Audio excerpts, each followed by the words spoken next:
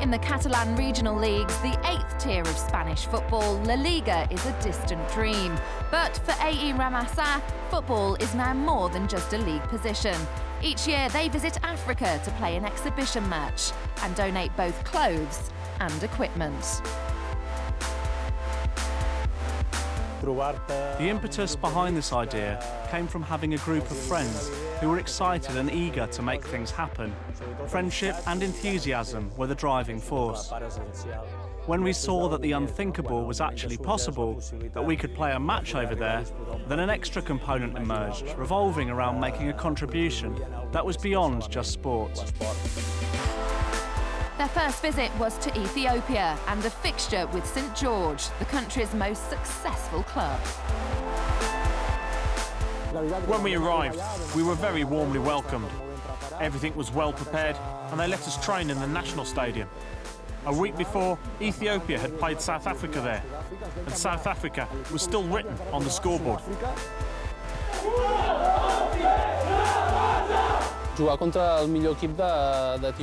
Can you imagine playing against the best club in Ethiopia?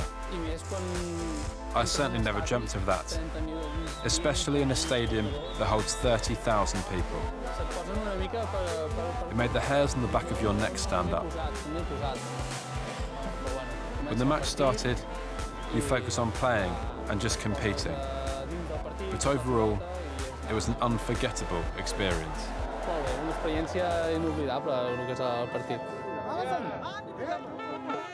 Subsequent years have seen visits to Benin and also Uganda, and the charitable work has seen the Catalans gain recognition on a global scale. We're now ambassadors for the United Nations. Of course, we aim to score goals on the pitch, but we must also present ourselves in the right way, as a team that respects our opponent and represents the idea of fair play. We've conveyed this to all our players, and they're all united, both on the pitch and as part of this project.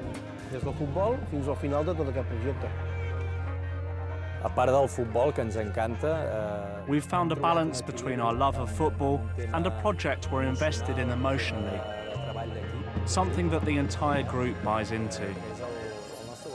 That's what sets us apart. It's an incentive for me, the players, and for the board.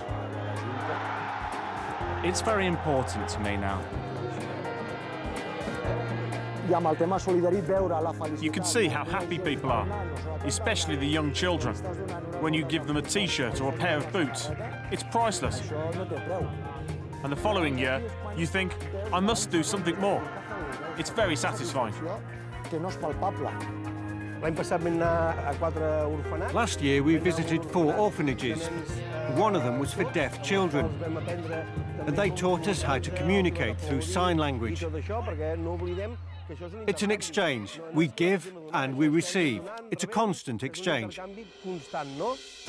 As amateurs, all the players such as shop worker and defender Albert Batles balance jobs with football and the trips to Africa. At Ramassà, we don't only play football, which is something we love, but we also provide aid for people who really need it. Being able to witness that and see how much it means close up is something that's really gratifying. Ahead of their next journey, this time to Cameroon, the club have collaborated with local writer and teacher Tony Argent to publish a children's book linked to the project. El somni d'en Jan, or Jan's Dream, is a really nice story about dreams coming true. To fulfill his dream, the title character goes to Cameroon and ends up playing a match against a team featuring a boy called Samuel, who he'd been at school with years earlier. The idea is to show kids that dreams can come true, which is one of the great things about this project. I think it's great that a small club like Ramassà has been able to create something of this magnitude. The project is growing every year, and I've been amazed by the enthusiasm shown by all the players and the coaching staff.